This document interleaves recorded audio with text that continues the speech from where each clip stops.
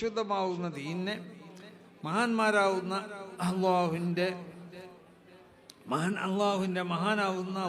മലക്ക് ജിബ്രഈൽ അലൈഹി സ്വലാത്തു വസ്സലാം നബി സല്ലല്ലാഹു അലൈഹി വസല്ലം തങ്ങൾക്ക് അവതരിപ്പിച്ചു. ആ അവതരണം മറ്റു നബിയുടെ സഹാബത്തിലേക്ക് കൈമാറി. പിന്നെ അതിനിക്ക് മനസ്സിലാക്കാനുള്ള ചില മാനദണ്ഡങ്ങൾ റസൂലുള്ളാഹി പറഞ്ഞ് മനസ്സിലാക്കി തന്നു. അതനുസരിച്ച് നമുക്ക് വിശുദ്ധമാവുന്ന ശരീഅത്തിൻ്റെ ഓരോ അഹ്കാമുകളും അതിൻ്റെ മസായിലുകളിലൊക്കെ നമുക്ക് നീങ്ങാൻ പാടുള്ളൂ. ആ നിലക്ക് നീങ്ങണം, അത് നിർബന്ധമാണെന്ന് വിശ്വസിക്കുന്നവരാണ് നമ്മൾ. അല്ല ഞാൻ ദീൻ എന്താവുമെന്നറിയോ, അത് അതിൻ്റെ അടിസ്ഥാനത്തിൽ തെറ്റിപ്പോവും.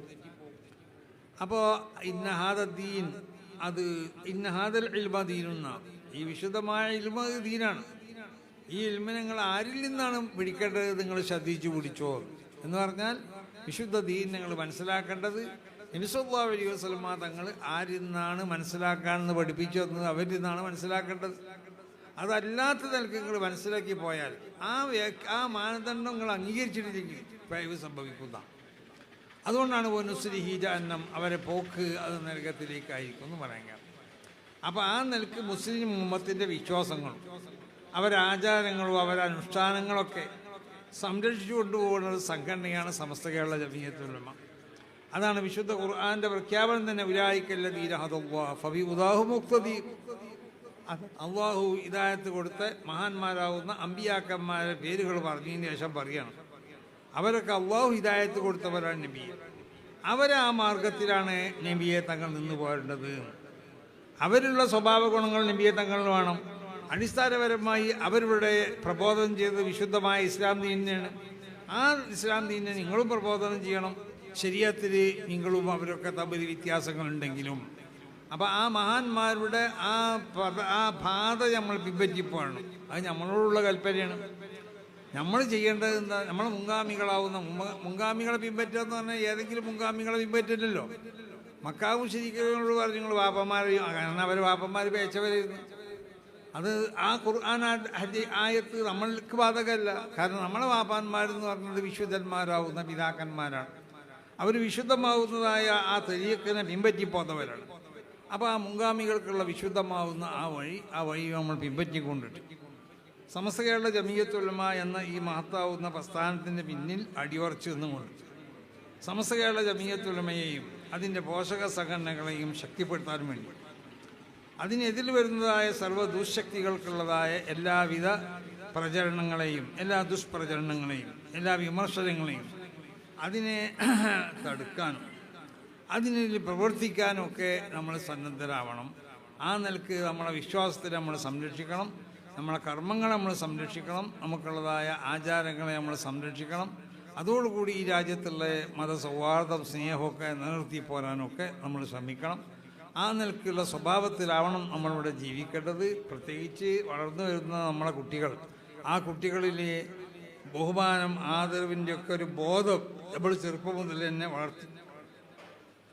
ആ ഒരു ബോധം കുട്ടികളിൽ നമ്മൾ വളർത്തിയിരുത്തിയില്ലാന്ന് വെക്കാം.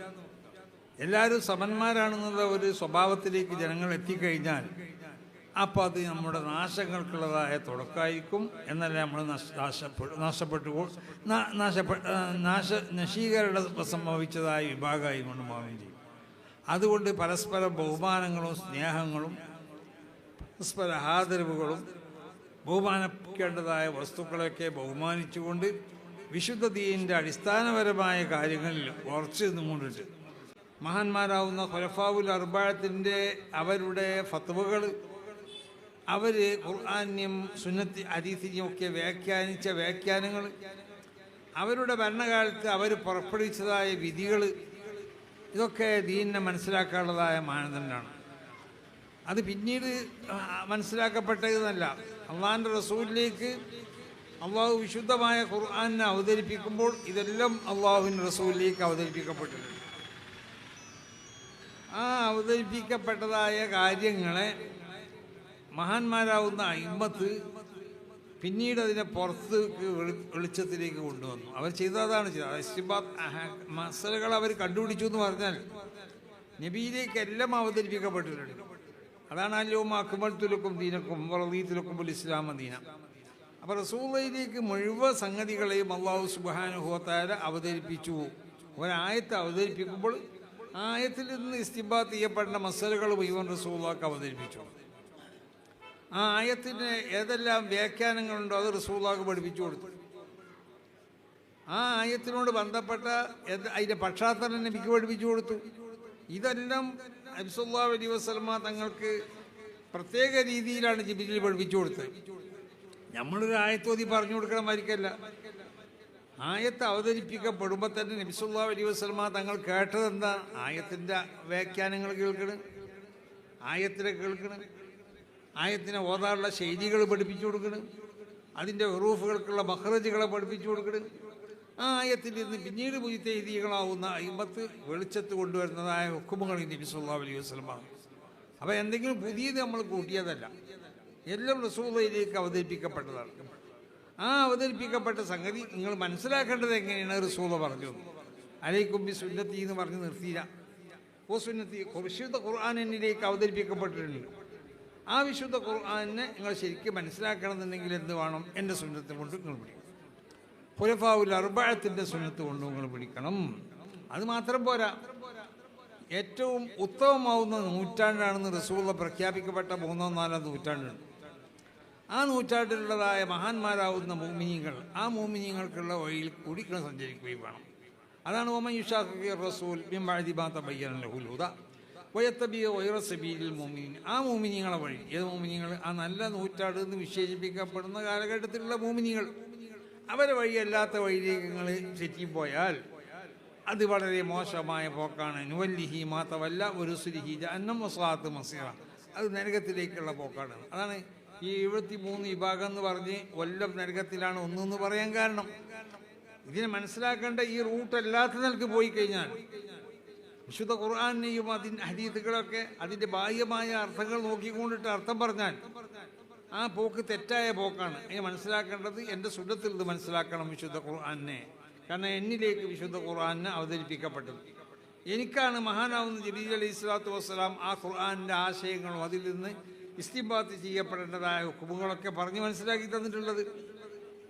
അത് എന്നിൽ നിന്ന് മനസ്സിലാക്കിയതായ ഖുലഫാഉൽ അർബഅത്ത് അവർ മാത്രമല്ല, എൻ്റെ സഹാബത്തും ആ സഹാബത്തിൽ നിന്ന് ഇജ്തിഹാദിന് കഴിയണവരുണ്ടാവും, കഴിയാത്തവരുണ്ടെങ്കിൽ അവർ കഴിയണവരോട് ചോദിച്ച് മനസ്സിലാക്കിയിട്ടുണ്ടാവും. അതുകൊണ്ടാണ് സഹാബത്തിൻ്റെ കൂടെ നിങ്ങൾ പോകണം.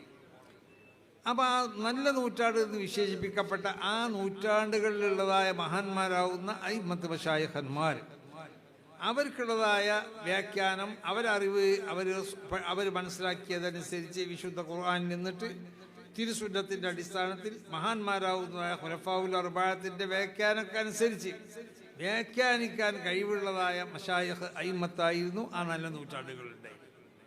ആ നല്ല നൂറ്റാണ്ടിലുള്ളതായ അവരോട് പിൻപറ്റിയ ആളുകൾ അവർക്ക് കുഴപ്പമുണ്ടാവില്ല. അതുകൊണ്ട് അവരുടെ അമലുകളും നിങ്ങൾക്ക് ദീനിലത് തെളിവാണ്.